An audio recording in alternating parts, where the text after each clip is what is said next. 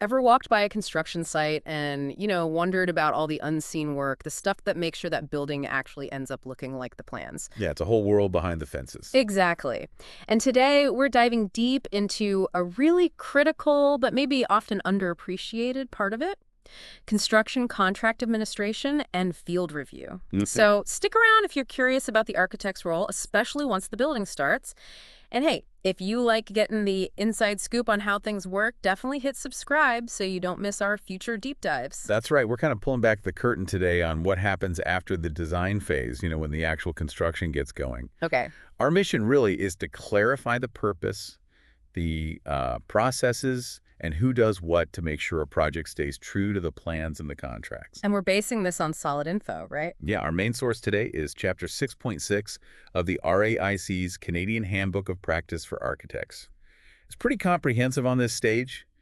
Think of it as our guide for understanding this whole phase. Okay, let's unpack that guide then. The chapter starts by defining contract administration. Sounds formal, but it's more than just shuffling papers, I assume. Oh, definitely. Contract administration basically refers to the services the architect provides during construction. It's about fulfilling their specific roles laid out in standard construction contracts. Right. And you might hear other terms thrown around like general review, field review, site review, maybe site observations. Yeah, I've heard those. Are they all the same thing? They're closely related, interconnected. They all describe activities, both on the site and sometimes off-site, related to checking the work. Okay, so how do those review terms differ from, say, supervision or inspection? Because hmm people definitely seem to mix those up. That's a really key distinction, actually. Supervision that's overseeing the actual work, the workers, how things are being built, that's the contractor's job, period. Okay, contractor's turf. Right. An inspection usually implies a much more detailed, exhaustive examination, like checking every single rivet. That goes beyond what an architect typically does as part of their standard service. So what is the architect doing then? The architect's main duty here is general review. That means visiting the site periodically, at appropriate times during the construction. Not living there. Exactly, not constant monitoring. It's about checking if the work, generally speaking, conforms to the contract documents, the drawings and specifications. They also report on progress and what they observed. Like a quality check against the plans, but not managing the crew. You got it. It's a health check for the project's alignment with the design intent. Okay, that makes sense. So why is all this administration and review so important anyway? Well, fundamentally, it's about safeguarding the resources invested. We're talking significant money, time, and effort. Right. You don't want that wasted. Precisely. Good contract administration increases the chance that the finished building meets the quality standards and actually is what was agreed upon. Think of it as risk management for the project. And bad administration. Bad administration can lead to real problems. Yeah.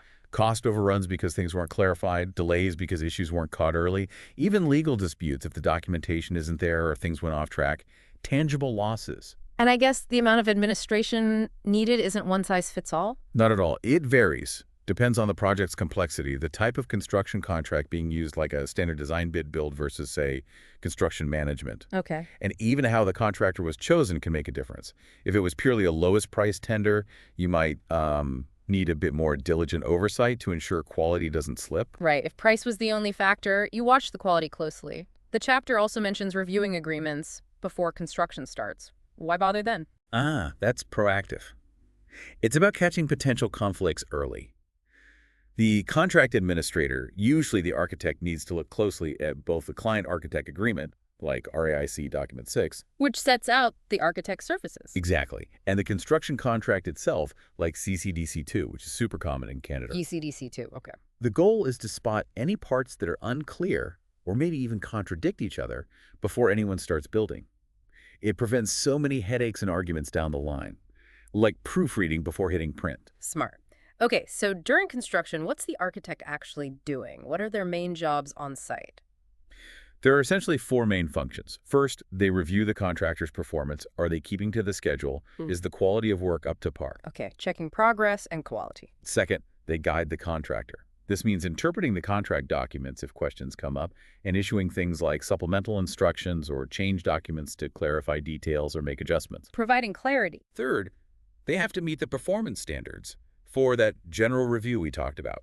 as required by their agreement with the client and also by architectural associations or regulators. Fulfilling their professional duty. And fourth, a big one, analyzing the contractor's applications for payment and actually certifying those payments. Ah, the money part. So they sign off on the invoices. Essentially, yes. Yeah. Based on the work completed, it's a balancing act, keeping the project on track, making sure obligations are met, ensuring the design intent is followed. Sounds like it. The chapter breaks this down further into office functions and field functions. Can you explain that difference? Sure. They happened at the same time, really, but refer to where the work happens. Office functions are the tasks done, back at the architect's office. Document review, managing changes, processing payments. The desk work. Right. And field functions are the activities out on the actual construction site. Site visits, general reviews, meetings on site. Boots on the ground. Exactly. So, while the hard hat is essential for field work, there's a ton of critical stuff happening in the office, too. Can you give some specific examples? What kind of office tasks are we talking about? Okay, in the office, the architect is often the client's main representative. They'll review the construction schedule updates, prepare supplemental instructions if a detail needs clarification, write up site visit reports. Document and everything. Yes. They also handle change orders for any modifications, prepare those certificates for payment, coordinate the input from consultants like engineers. Right, a specialist. Yeah. They evaluate substitution requests if the contractor wants to use a different material, review progress claims, check shop drawings, and O&M manuals, operation and maintenance manuals. For the finished building, they also provide interpretations if the contractor is unsure about something in the drawings, and even follow up on warranty issues after completion. It's really the communication and documentation hub. Wow, that's a lot behind the scenes. And the field functions, when they're actually on site. Out there, they're conducting those general reviews, observing the work. They attend site meetings to talk through issues in progress. They might need to interpret documents or solve problems right there on the spot. Real-time problem solving. Sometimes, yeah. They observe tests being done, say, on concrete or waterproofing. They review physical samples and mock-ups. They meet with the client, the contractor, other stakeholders right there. And critically, they determine the percentage of work completed, which feeds back into that payment certification process. Seeing the plans become reality and checking it matches. That's the core of it. Now, it's not just the architect running around, is it? Who else is involved in this whole contract administration picture? No, absolutely not. It's a team effort. You've got the client, obviously. Their role is crucial, providing the money, making payments on time. Paying the bills. Right. Authorizing changes if needed, and making decisions promptly so things don't get held up. And clients vary hugely, right? You might have a first-time homeowner or a massive development corporation. Big difference in experience. Huge. Sophisticated clients might have their own project managers, maybe even an advocate architect acting for them, or a clerk of works who's on-site more often, providing detailed inspection, though that's different from the architect's general review. Okay, so the client's role is key. What about consultants, engineers and such? They're vital during construction too, not just design. In the office, they help review shop drawings for their systems, structural, mechanical, electrical. Making sure the technical stuff fits. Exactly. They help interpret their parts of the documents, assist with change orders affecting their work, and advise the architect on payment certification for their disciplines. And in the field? In the field, they conduct their own site reviews, focusing on their specific areas. They identify any issues or deficiencies related to structural integrity, HVAC systems, electrical work, whatever their specialty is. They confirm their part of the work is done correctly. And the architect coordinates all these different consultants? Typically, yes. The architect usually acts as the prime consultant, responsible for bringing all the consultant input together and ensuring everyone's coordinated. Makes sense. And then there's the contractor. Their role seems obvious, building the thing, but what does it entail in terms of administration? Well, their primary role is executing the work according to the contract, but that involves managing how it's built, the means and methods. They supervise all the subcontractors. They're responsible for construction site safety. Safety, we could touch on that. Definitely. And they handle payments to their own workers and suppliers. Their site team usually includes a project manager handling admin and coordination, maybe a project coordinator assisting them, and crucially, the site superintendent. The person running the day-to-day on site. Exactly. managing the workforce, the schedule on the ground, the actual construction activities. Okay, let's talk safety then. It's a big deal on construction sites. Who's ultimately responsible? This is really important to get clear. Generally, the contractor has sole responsibility for site safety. That includes complying with all the occupational health and safety laws, setting up safety programs, making sure the site is safe for everyone working there. So it's squarely on the contractor's shoulders. Primarily, yes. Theirs is the main legal responsibility for initiating and maintaining safety precautions. Does the architect have any safety role, though? They're on site sometimes. They do have responsibilities, but they're different. First, the architect is responsible for the safety of their own employees when they visit the site. They need to ensure their team has proper PPE and training. Okay, their own team's safety. Right. And second, there's an ethical obligation, and often a legal one under the concept of due diligence, to report any obviously unsafe conditions they happen to observe to both the contractor and the owner. They can't just ignore a dangerous situation they see. So a duty to report hazards they notice. Yes, but, and this is key, the architect is not responsible for the contractor's construction means, methods, sequences, procedures, or for overall job site safety. That's the contractor's domain. Got it. Important distinction. Let's switch gears to the paper trail. Must be mountains of it. Why is documentation so critical here? Oh, it's absolutely essential. Thorough, accurate documentation is your record. It tracks communication, provides a project history invaluable if questions pop up later, and it's crucial evidence if there are any claims or disputes. So what kind of documents are we talking about? All sorts, formal letters and emails, detailed minutes from every site meeting, those supplemental instructions we mentioned, change orders, certificates for payment, certificates of substantial performance. Substantial performance. What's that? That's a key milestone. It basically certifies the project is complete enough to be used for its intended purpose. It often triggers things like warranty periods and the release of holdback funds. Okay. Keep going with the document. Right? Also, letters of assurance, which might be required by building departments, statements of completion. It's a lot.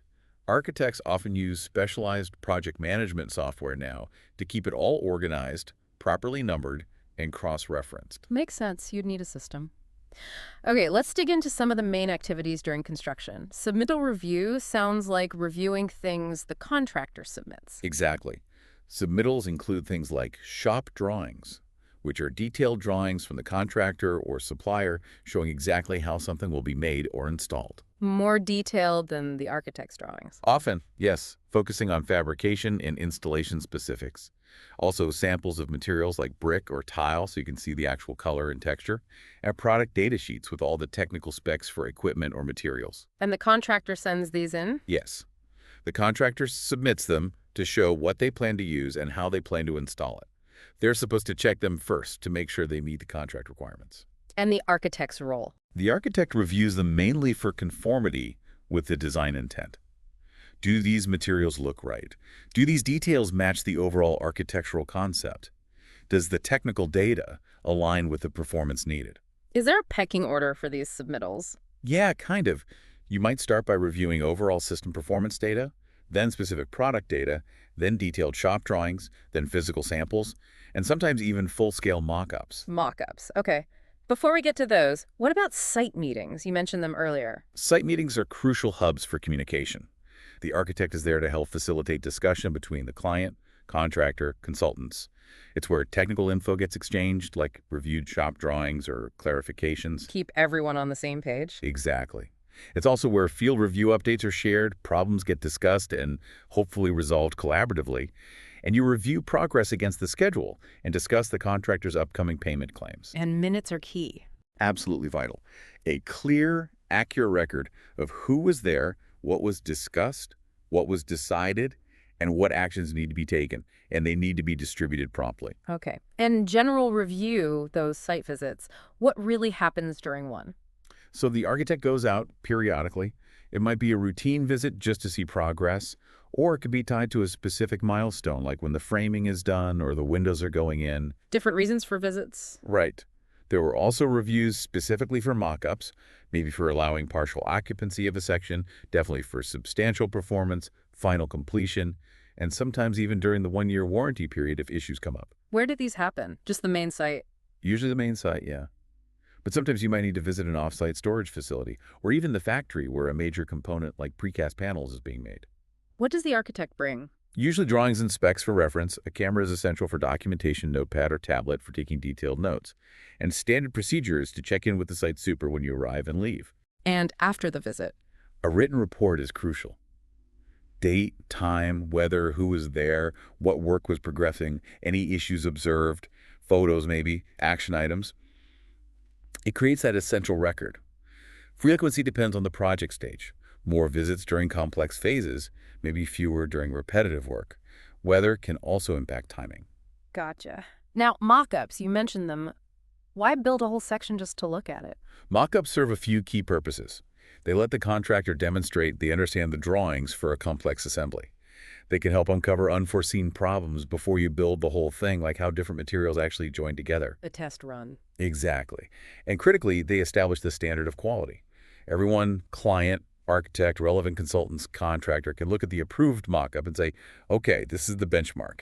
Make the rest look like this. And they often involve multiple trades. Yes. That's a key difference from just a sample of brick. A mock-up might show the brick, the flashing, the window installation, the sealant all together. So everyone involved needs to review it simultaneously. Makes sense. We also talked about consultants doing their own field reviews. How does that fit in? The architect, as prime consultant, coordinates them. They'll schedule the structural engineer, the mechanical engineer, etc., to visit when their part of the work is happening. We're ready for review. Right time, right specialist. Correct. After their visit, each consultant writes their own review report, noting observations and any deficiencies in their area, and sends it to the architect. These reports are vital for the architect's overall assessment and for payment certification. Do engineers look at things differently? Sometimes, yeah. Their drawings are often more diagrammatic, focusing on function and system layout rather than fine visual detail. So their review might focus more on installation, conforming to those diagrams and specs, whereas the architect might be looking more at finishes and spatial relationships alongside technical compliance. Okay, let's circle back to the money certificates for payment. How does the architect decide how much the contractor gets paid each time? It's a process. The certificate is the formal document saying, client, pay the contractor this much now. It's based on a few things. First, the schedule of values. We need to define that too. We will. Yeah. Second, the architect's assessment of the percentage of work that's actually been completed satisfactorily for each item on that schedule. This assessment comes directly from those general review site visits and also input from the consultants. What they've seen on site. Yes.